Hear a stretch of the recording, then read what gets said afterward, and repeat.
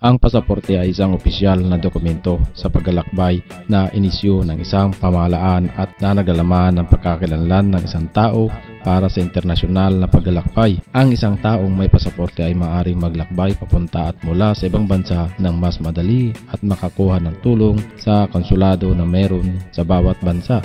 Ang isang pasaporte ay nagpapatunay sa personal na pagkakakilanlan at nasyonalidad na may hawak nito. Karaniwan para sa mga pasaporte na naglalaman ng buong pangalan, litrato, lugar at petsa ng kapanganakan, lagda at mga petsa ng issue at expiration ng pasaporte.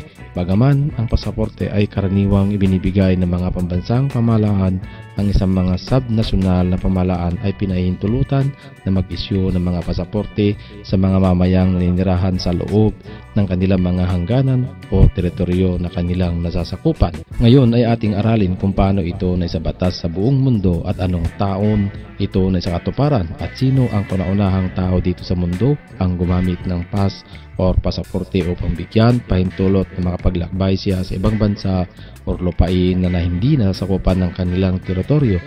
Anong paraan ang pinagdaanan ng pass na ito hanggang maging pandaigdigan na tawag ay passport or sa wikang Tagalog ay pasaporte.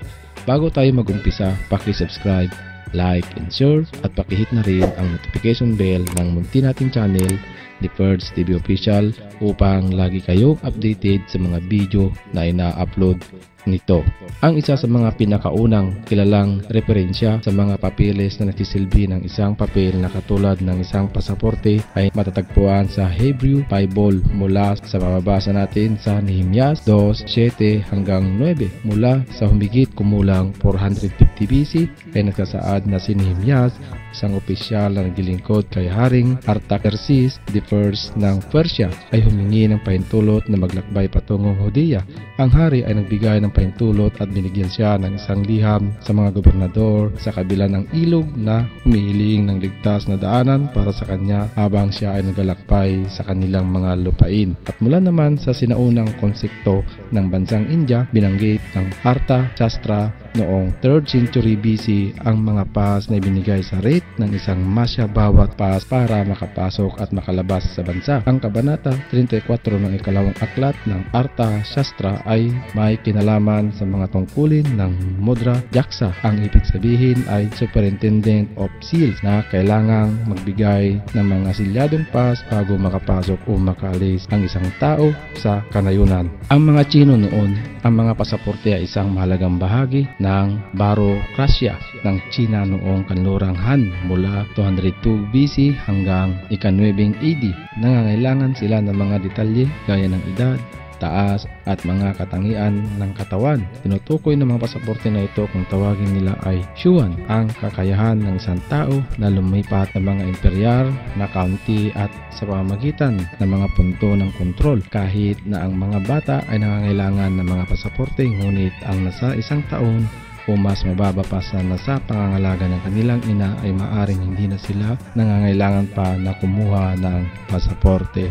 Kung sa medieval Islamic Caliphate naman ay isang anyo ng pasaporte ay ang baraa, isang resibo para sa mga buwis na binayaran ang mga tao lamang na nagbayad ng kanilang saka kung para sa mga Muslim, o jizya para sa dimis kapag ang buwis ay pinahintulutang maglakbay sa ibang rehiyon ng Caliphate. Kaya ang resibo ng bara ay isang pangunahing pasaporte ayon sa kanila. Ipinakita ng mga pinagmulan ng Etimologo na ang terminong pasaporte ay mula sa isang medieval na dokumentong Italyano na kinakailangan upang makadaan sa mga customs ng harbor. Kung tawagin salitang Italya ay Italian pasaporto, kung sa Tagalog ay upang madaanan ang daungan o sa pamagitan ng gate o Italian pasaporte sa dumadaan sa mga pintuan ng pader ng lungsod o teritoryo ng lungsod. Sa medieval Europe, ang naturang dokumento ay inisyu ng mga lokal na otoridad sa mga dayuhang manlalakbay kumpara sa mga lokal na mamamayan, gaya ng makabagong kasanayan, at sa pangkalahatan ay naglalaman ng listahan ng mga bayan bayan at lungsod na pinahintulutang pumasok o dumaan ang may hawak ng dokumento. Sa kabuuan, ang mga dokumento ay hindi kinakailangan para sa paglalakbay sa mga daungan ng dagat na itinuturing na bukas ng mga pinto kalakalan. Ngunit ang mga dokumento ay kinakailangan upang pumasa sa mga kontrol ng daungan at maglakbay sa loob ng bansa mula sa daungan ng dagat. Ang paglipat mula sa pribado patungo sa kontrol ng estado sa kilusan ay isang mahalagang aspeto at paglipat mula sa feudalismo tungo sa kapitalismo. Ang mga obligasyong pangkomunidad na magbigay ng mahinang kaluwagan ay isang mahalagang pinagmumulan ng pagnanais ng mga kontrol sa paggalaw. Ayon sa batas ng Europa, noong ika-12 siglo, ang Republika ng Genoa ay naglabas ng isang dokumento na tinatawag na boleta na inisyo sa mamamayan ng Republika na naglalakbay sa mga daungan ng mga emporium at mga daungan ng mga kolonya ng Genoese sa ibang bansa, gayon din sa mga dayuhan na pumapasok sa kanila. Noong panahon ni Haring Henry V ng Inglaterra ay kinikilala sa pag-imbento ng itinuturing na ilan na ang pasaporte ng Britanya sa modernong kahulugan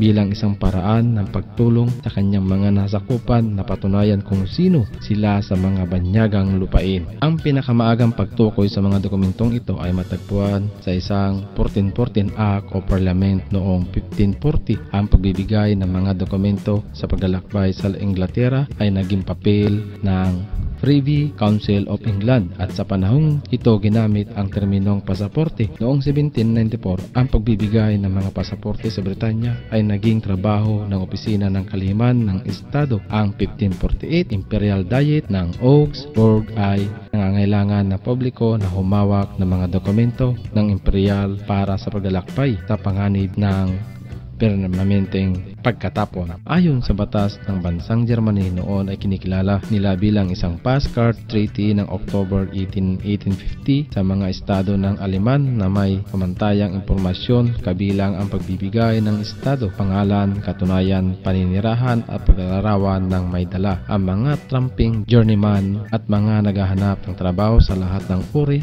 hindi dapat tumanggap ng mga passcard. Ang mabilis na pagpapalawak ng infrastruktura ng riles sa Europa simula sa kalagitnaan ng ikalabinsyam na siglo ay humantong sa malaking pagtaas ang dami ng internasyonal na paglalakbay at ang isang bunga ng kakaibang pagbabanto ng sistema ng pasaporte na humigit kumulang 30 taon bago ang unang digmaang pandaigdig. Kung ayon sa bilis ng mga tren ay sumabay din at pati na rin ang pagdami ng bilang ng mga pasahirong tumatawid sa maraming hangganan ay sadyang nagpahirap sa pagpapatupad ng mga batas sa pasaporte. Mula sa huling bahagi ng ikalabinsyam na siglo at hanggang sa unang digmaang pandaigdig, ang mga pasaporte ay hindi kinakailangan sa kabuuan para sa paglalakbay sa loob ng kontinenteng Europa at ang pagkatawid sa isang hangganan ng border ay isang medyo tapat na pamaraan. Dahil dito, kakaunti lamang ang mga taong may hawak na pasaporte. Noong unang digmaang pandaigdig, ipinakilala ng mga pamahalaan ng Europa ang mga kinakailangan sa pasaporte sa hangganan para sa mga kadahilanang pang-seguridad at upang kontrolin ang pangibang bansa ng mga taong may kapaki-pakinabang na kasanayan. Ang mga kontrol na ito ay natili sa lugar pagkatapos ng digmaan na naging isang pamantayan bagaman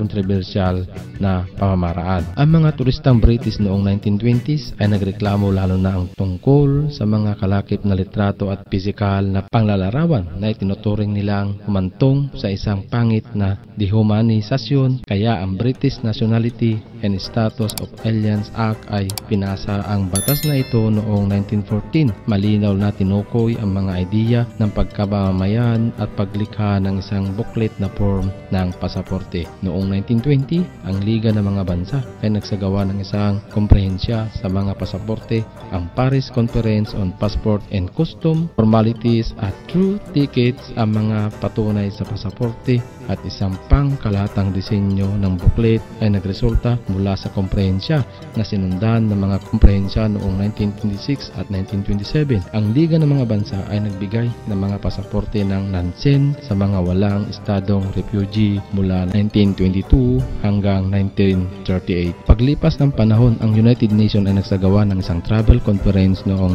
1963. Walang mga patnubay sa pasaporte ang mga resulta mula dito. Ang standardisasyon ng pasaporte pasaporte ay nabuo noong 1980 sa ilalim ng pamumuno ng ICAO or International Civil Aviation Organization. Kasama ang pamantayan ng ICAO ang para sa mga pasaporte na nababasa ng makina. Ang nasabing mga pasaporte ay may lugar kung saan at ilan sa mga impormasyon na nakasulat sa textual form ay nakasulat bilang mga string ng alphanumeric character na nakaprint na paraang angkop para sa optical character recognition. Kaya ito ang nagbibigay daan sa mga nagakontrol ng hangganan at iba pang mga ahente ng pagpapatupad ng batas na maproseso ang mga pasaporte na ito ng mas mabilis nang hindi kinakailangan manumanong ipasok ang impormasyon sa isang computer. Inipublish ng ICAO ang Documents 9303 Machine Readable Travel Documents o MRTD, ang teknikal na pamantayan para sa mga passport na nababasa ng makina. Ang kamakailang pamantayan ay para sa mga biometric na pasaporte. Naglalaman na ang mga ito ng biometrics upang matutuhanan ang pagkakakilanlan ng mga manlalakbay. Ang kritikal na impormasyon ng pasaporte ay nakaimbak sa isang maliit na RFID o Radio Frequency Identification sa isang computer chip, katulad ang impormasyong nakaimbak sa mga smart card. Tulad ng ilang smart card, ang disenyo ng passport booklet ay nangangailangan na naka-embed na contactless chip na may kakayahang maghawak ng digital signature data upang matiyak ang integridad ng pasaporte at biometric data. Sa kasaysayan, ang legal na otoridad na mag-isyu ng mga pasaporte ay batay sa paggamit ng pagpapasya ng bawat bansa.